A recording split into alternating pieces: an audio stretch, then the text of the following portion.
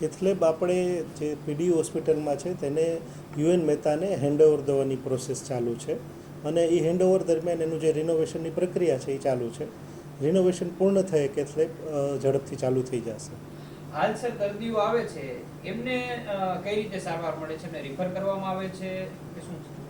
હાલ જેટલા દર્દીઓ આવે છે એને પહેલાં અમારા ફિઝિશિયન દ્વારા જોવામાં આવે છે, પછી જરૂર પડીએ અમારા યુએન મહેતાના કાર્ડિયોલોજિસ્ટ દ્વારા પણ જોવામાં આવે છે અને પછી તેમને આગળની સારવાર માટેની સલાહ આપવામાં આવે છે.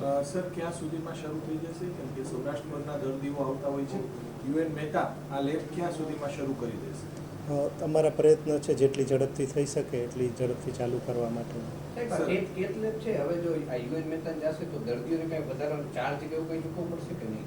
યુએન મહેતામાં ગયા પછી યુએન મહેતાના જે ચાર્જીસ હોય એ પ્રમાણે એમને ફોલો કરવાનું રહેશે. હજી કંઈ નક્કી થયું છે સાહેબ? હજી એ વિશે કોઈ ઓફિશિયલ માહિતી ન હોવાથી હું આપી શકીશ નહીં. સાહેબ અંદાજિત કેટલો સમય સુધી આ જે પ્રક્રિયા ચાલશે? કેમ કે અંદર સાધનો કરોડો રૂપિયાના અંદર પડેલા છે.